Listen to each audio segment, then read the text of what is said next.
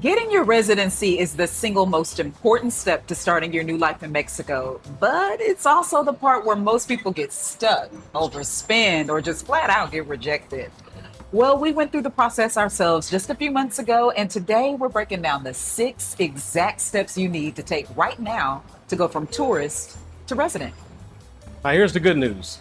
Mexico's residency process takes only 2 steps, which we've simplified for you today. But the bad news is there are a lot of potholes that could get you declined. So our job today is to simplify everything for you so you can get approved for residency. Yeah, and stick around until the end because we're going to give you the one resource that helped us secure our residency in just one attempt and helped us complete our residency process in less than 60 days. You was moving. Hey, now, before you even book a flight, you have to prove you can support yourself here. Now, Mexico's financial requirements change pretty much every year, so you need to look at your bank statements through their lens, not yours.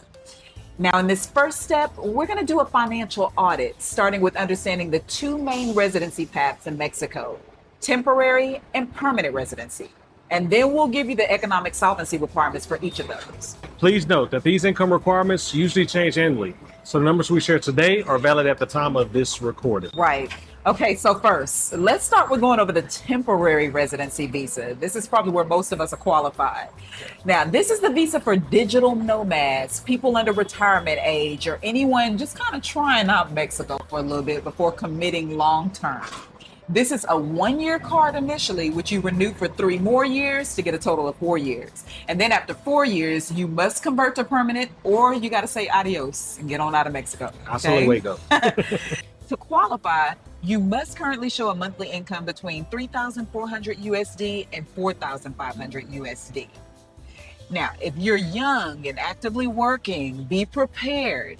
You will likely need to show a letter from your employer saying, yes, you do have permission to work and live in Mexico, okay? Now, some consulates are suspicious of digital nomads and may ask for extra proof that your job and income are stable. They are not playing. They're not playing with y'all. So next we have the path to living in Mexico indefinitely, which is permanent residency. This is one and done. It never expires and you never have to visit the immigration office again for renewals, unless you're changing your address or your marital status. Now, this option is usually for retirees or those ready to settle indefinitely. If you're living off of retirement income like Social Security, 401k, or pension distributions, consulates will typically issue permanent residency. The required monthly income is higher for this visa, falling between 5,500 USD and $7,300 a month. Now, you may be asking yourself, why is there such a large gap between the income requirements?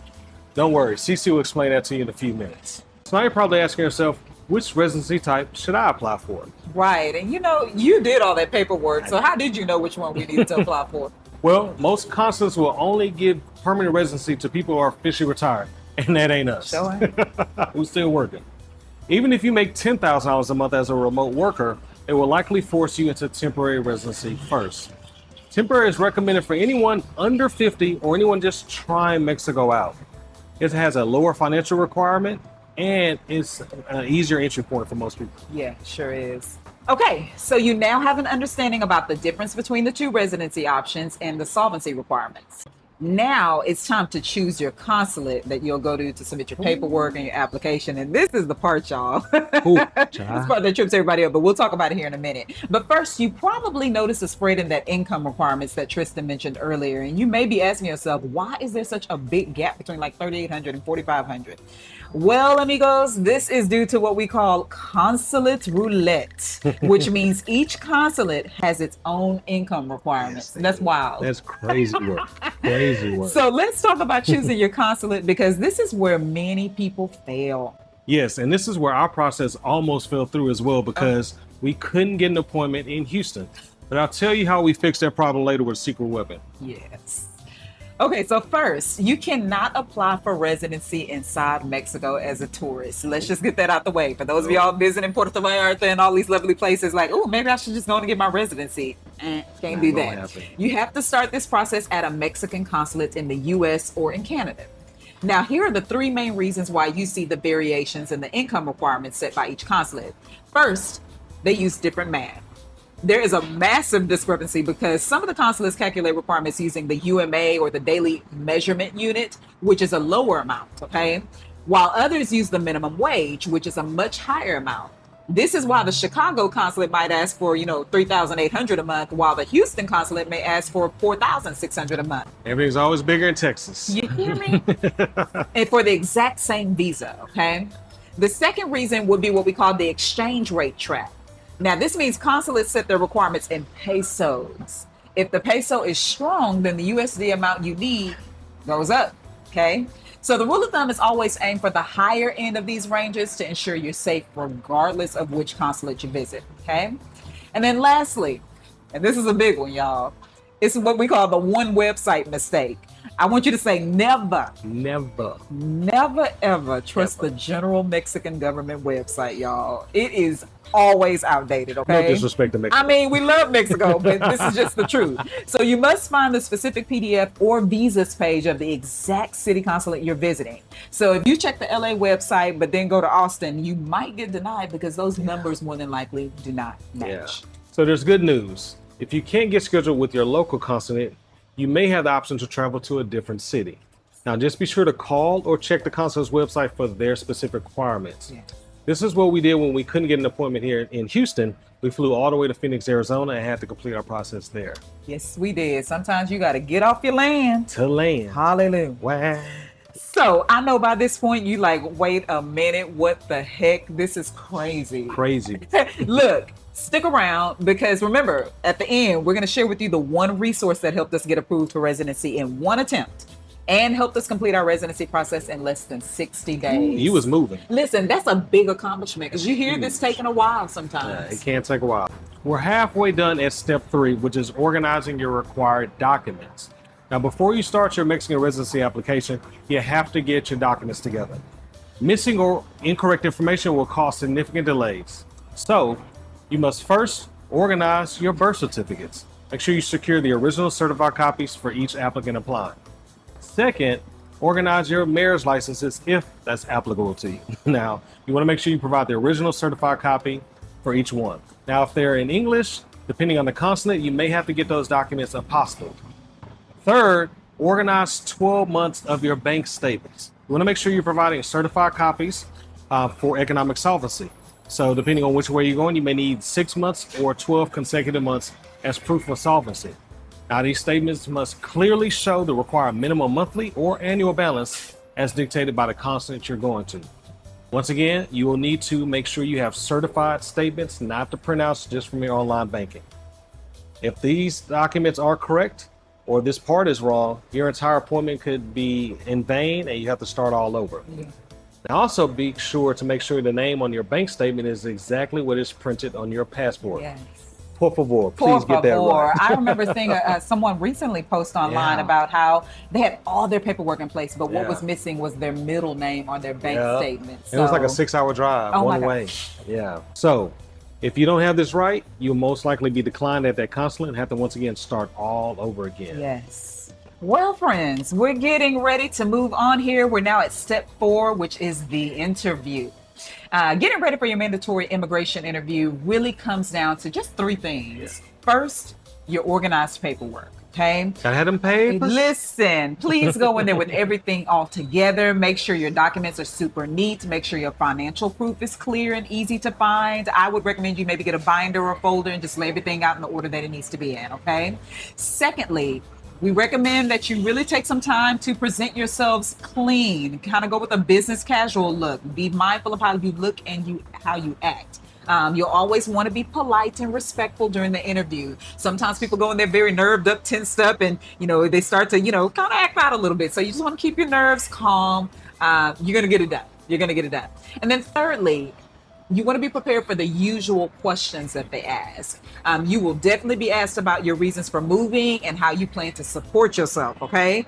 The main goal is to show that you are financially independent and won't be taking a job away from a local resident, okay? Be totally honest, keep your answers short and to the point, and please don't give them a novel. Por favor. Now, if the interview goes well, the consulate will likely approve you and place a visa sticker in the back of your passport.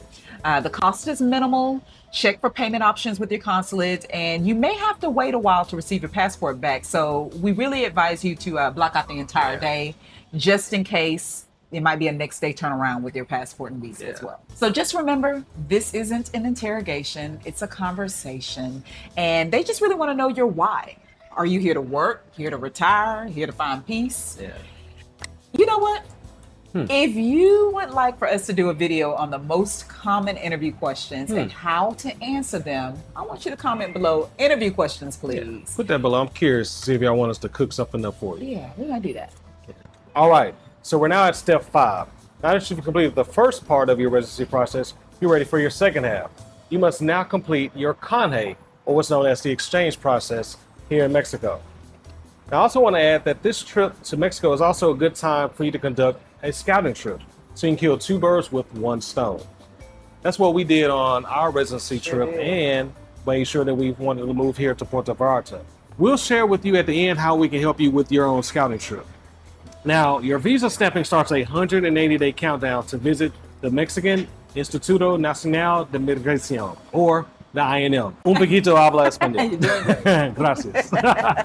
You must exchange a visa sticker in your passport for the physical Mexican resident card, temporary or permanent, whichever way you're going. This step has to be completed here in Mexico. Now, this appointment is a lot smoother than your first appointment at the consulate. Especially when you have someone there to help you. Ooh, especially. Yeah. Now, we're going to tell you about that secret later on. But our appointment here, what made it smoother is you just simply walk in, sign a few documents, complete your biometrics, do a photo shoot for your residency card, make your payment, and you're done. Listo. Congratulations, you're officially a Mexican resident. That's it. And lastly, let's take a moment to highlight something important that often gets overlooked. And that's Mexico's strict 30-day rule once you land, okay? Again, once you enter Mexico, you have only 30 days to complete your Canje. So when you arrive, ensure the immigration officer marks your airport entry as resident in process, not tourist, okay? If incorrectly marked as a tourist, you may have to start the process all over again. So be friendly, but be firm. Present your pre-approved visa and clearly state your residency purpose. Border entry is very, very critical. Very critical. Yeah. And that's it, amigos. Those are the 6 steps to getting your Mexican residency.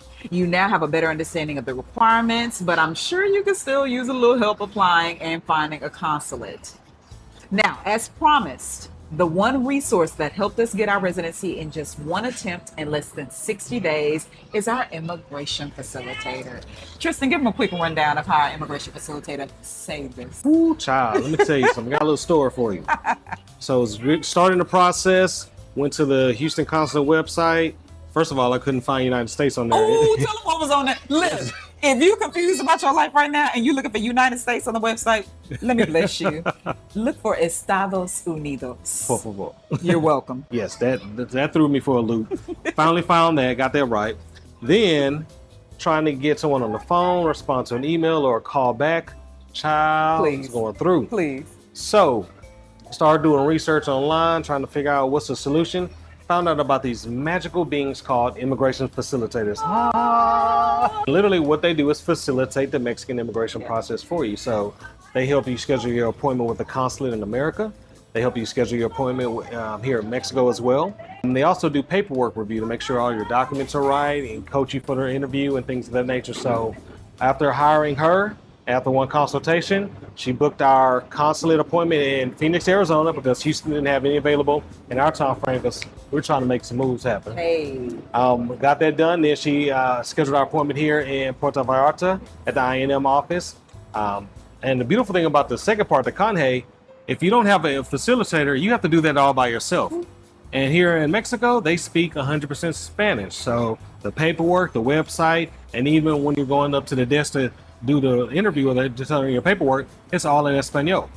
So beautiful thing about our facilitator is she had a team member there to handle all the conversations at the desk. We only went up to the desk after we needed to sign a few documents, do our thumbprints, take our photo for our picture, make a payment, And then we walked out with our residency cards and barely spoke to anybody. That's So it was a beautiful thing. It absolutely was. You know, I like to tell people we started this off as a DIY project. This is not a DIY. At this point in time, at this juncture, with so many changes and things of that nature, you really need an immigration facilitator. And here at Follow Your Freedom, our relocation services includes access to our trusted professional immigration facilitator, who, again, we have personally used several times.